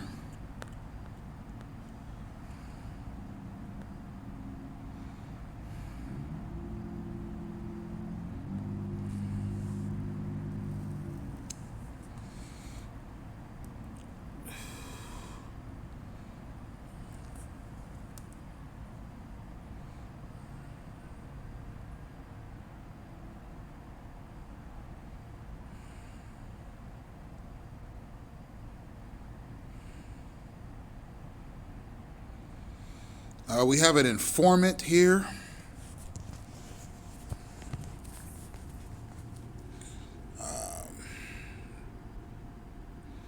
Named Mario Estevez Gonzalez, who talks about his life and his informant duties. He was born on January 1st, 1950, so he'd have been about 33 years old during the time of this hearing. He was an anti-Castro, anti-communist. He was in a group called Alpha 66 that was an anti-Castro political group. His goal was to sabotage boats.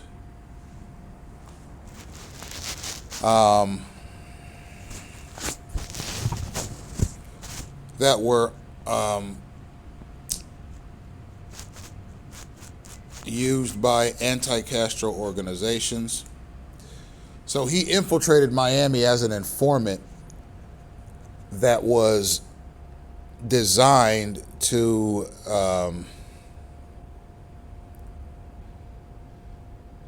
sabotage equipment of these anti-Castro informants. So if you were an anti-Castro organization member, you would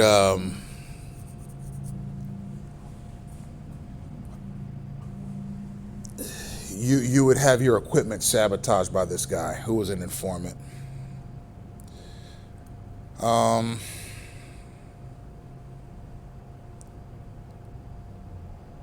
He was a spy, a sergeant in this spying operation. He was hired by the Cuban government. He was hired as a spy for the Cuban government to infiltrate anti-Castro organizations. He was going to infiltrate these organizations and sabotage their equipment. He sabotaged the boats of an anti-Castro organization. He sunk the boat.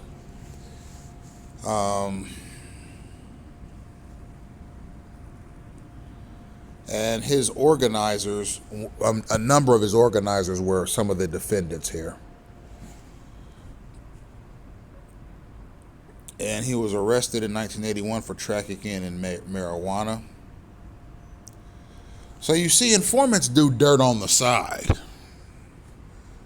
All right, the pay they get from the state is not enough to live the kind of life they want. I mean, these guys want to splurge. Okay, they want to buy high dollar prostitutes. They want to go to high dollar strip clubs. They want to drive high dollar cars and wear high dollar clothes and live in high dollar neighborhoods and shop at high dollar stores and go to high dollar restaurants and have a high dollar woman and some high dollar kids that they could send to a high dollar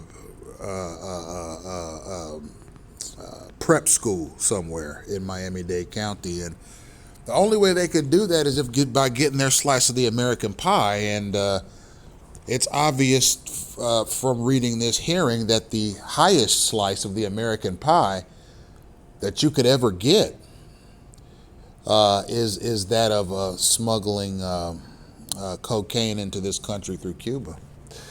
And these guys were living like kings, and they were paying off detectives.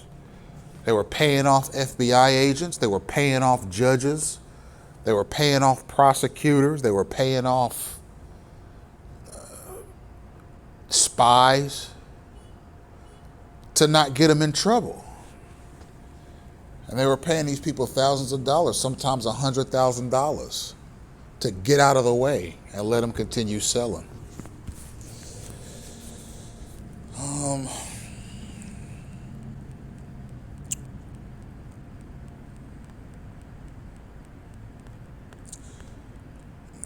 Okay.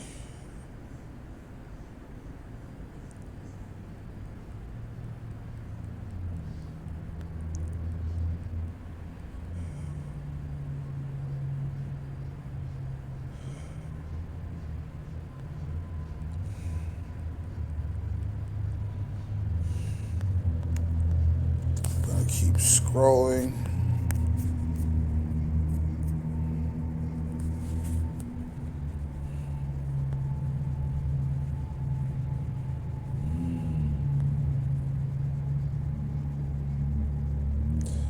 All right, we're going to look at the statements made by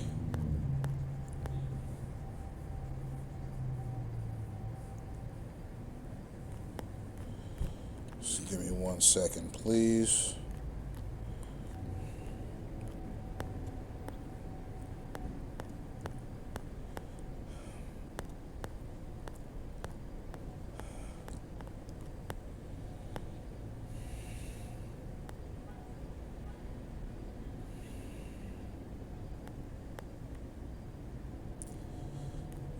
right, this is going to be the statement of Ambassador Tom Boyett, former U.S. Ambassador to Colombia.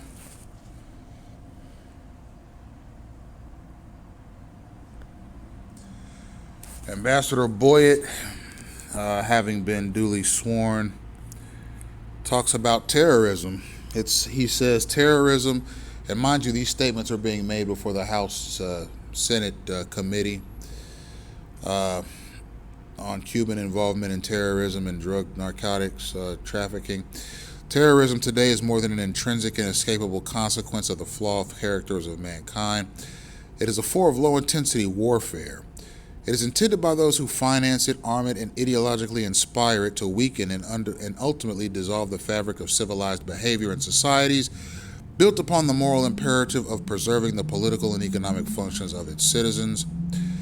Terrorism is a form of low-intensity warfare, and governments wage warfare.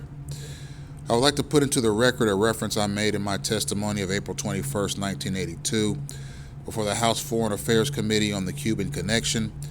And his testimony, which is now 1 year old, reads as follows. And I'll read part of it. Since my last congressional testimony on the narcotics situation in Colombia, there's been a very startling development which seriously threatens the United States and Colombia. It is a matter of how this committee should be fully ingrained in the national interest.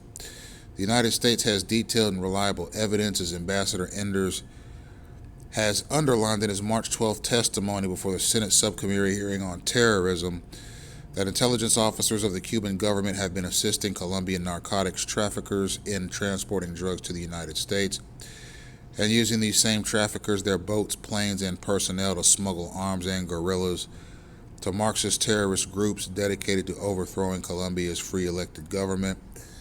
So this guy is talking about his experiences with narco-terrorism, essentially calling it low-intensity warfare. And that's the same thing I say about clandestine gang stalking, ladies and gentlemen. It's warfare.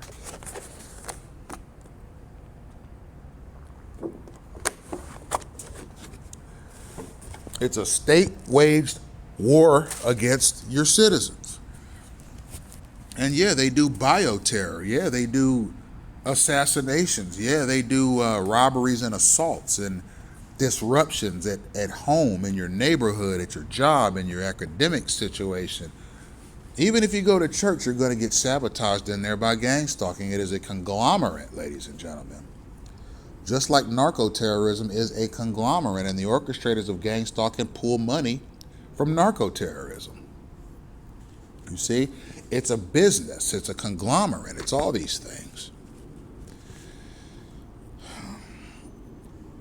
So intelligence officers of the Cuban government, according to this opening statement, are assisting Colombian drug lords in bringing dope to the U.S. Why? Because at the time, U.S. dollars were considerably more value than the Cuban pesos that they use. And to sell these drugs in America, they get a higher currency for their dope smuggling than they would if they just tried to sell it to everybody in Cuba.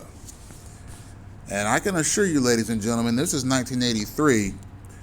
There wasn't anybody in the United States, and especially in South Florida, that wasn't using these products. I mean, you had senators and judges, military personnel and police officers, teachers, lawyers, and doctors, all going about their day high as they could possibly be off of cocaine and Quaaludes. It was the new American way of life. You see, there were people that were ingesting cocaine and Quaaludes before bed every night as a sleep aid. You had people going to raucous parties and clubs and concerts high off the stuff. You had people going to work high off the stuff. People were going to church high off the stuff. They were picking their kids up from daycare high off the stuff. All right? I mean, you had people with gigantic bowls full of cocaine sitting next to their bed. So if in the middle of the night they wanted a line, all they had to do was roll over in bed, grab the bowl of cocaine and just sniff it. And then they could go right back to sleep. And some people needed it as a pick-me-up in the morning with their morning cup of coffee. They go to their coffee machine in the kitchen. Their kid would be in there watching morning cartoons, eating breakfast, eating scrambled eggs and toast and bacon and orange juice. The wife is washing the dishes, and the dad's snorting some cocaine right there in front of him to as he prepared for work that day. And he'd leave behind a few grams of cocaine for his wife for after she dropped the kids off at the elementary school.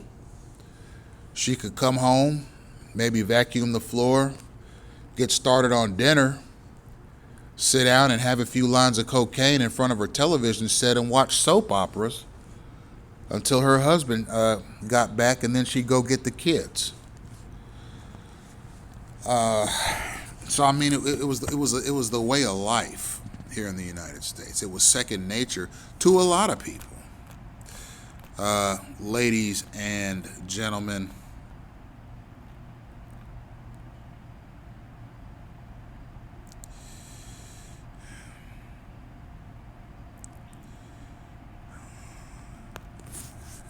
I'm gonna keep scrolling.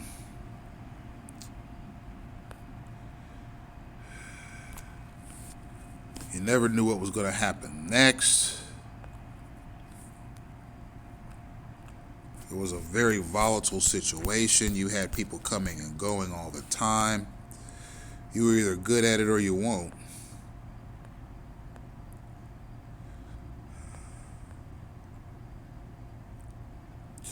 Senator Denton continues, the Department of State has evidence that links the Cuban government to drug smuggling activities in the United States.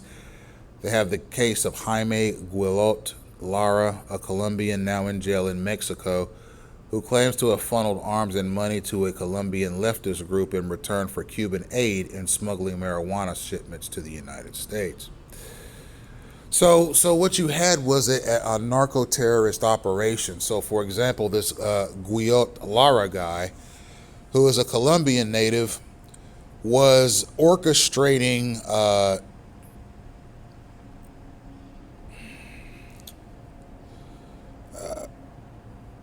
arms and cash to Colombian Marxist or leftist groups, communist groups in Colombia. He was given these Colombian narco-terrorists money and cash and guns and ammunition in exchange for Cuban aid in smuggling marijuana to the U.S. So it was like this: I help you, and you help me. I will give you terrorist groups, you leftist terrorist groups. I will give you help with cash and guns, right? And in turn, you can get together with some of your Cuban connections and help me smuggle marijuana into the United States, and we'll split the proceeds.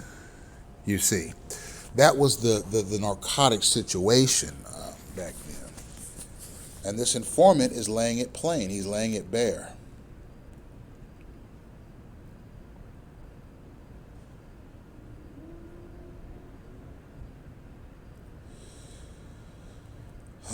Let's see.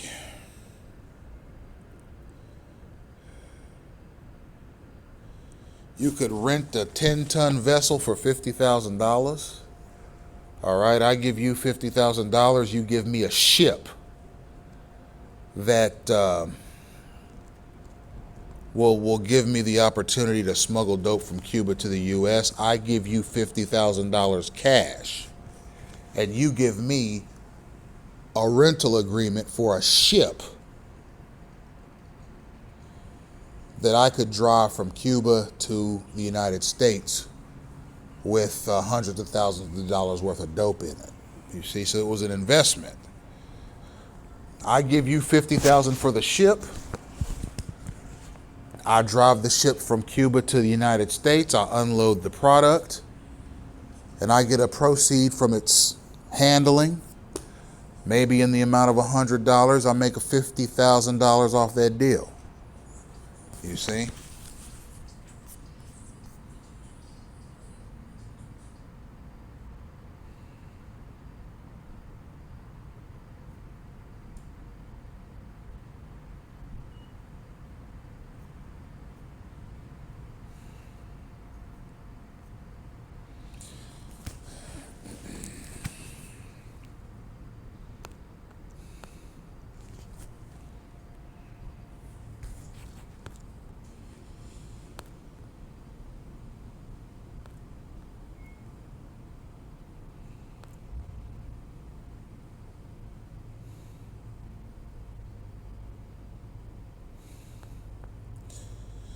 Going to scroll down.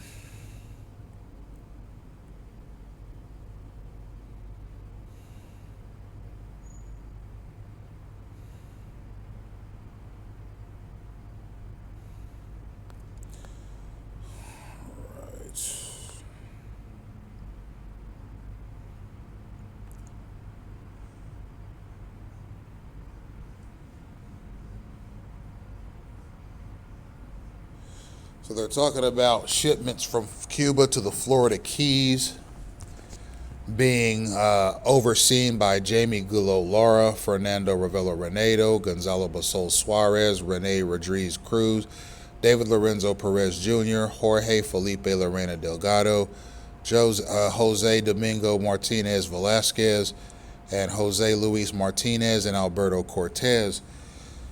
Used facilities in interstate and foreign commerce and did cause travel in interstate and foreign commerce in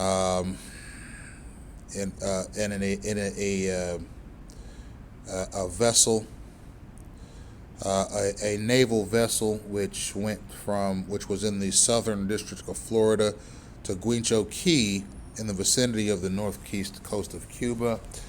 So these vessels were being rented and used for the transmission of narcotics from Cuba to the United States and back. It was being overseen by Cuban officials who were obviously making themselves rich off of the proceeds of these cocaine sales. And it went all the way to the top. I mean, Fidel Castro was right there in the mix assisting this. Fidel Castro made a lot of narcotics money in his day. Okay, Castro became a millionaire many times over from the facilitation of the drugs being smuggled from Cuba to the United States.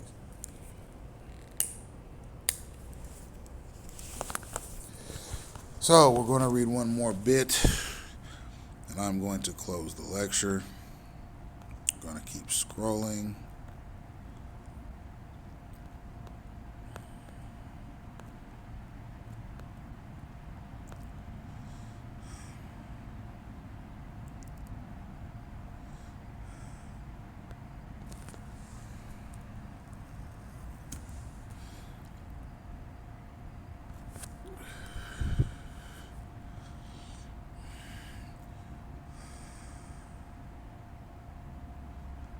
There was a naval vessel called the KD that was used. There was a naval vessel called the Lazy Lady that was used. This cocaine was being smuggled in coffee packaging, right? So it could be Folgers or any of the major brands of coffee.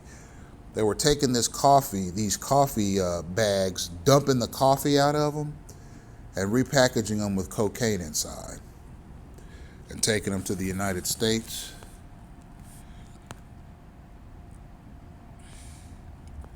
And that was how they smuggled them. So, I mean, when it boils right down to it, ladies and gentlemen, gang stalking is used in the United States to assist the facilitation of drugs from Cuba to the United States. Gang stalkers teach dope smugglers how to use signals and various covert communications to smuggle dope from Cuba to the United States and to smuggle dope from Colombia to the United States through Cuba. The dope originates in Cuba, kind of like a warehouse. Then they sell it to the middlemen, and the middlemen grab it and sell it to the general population at retail price. Gang stalkers are involved in the dope smuggling trade, ladies and gentlemen. That's why they're so aggressive and hostile to outsiders.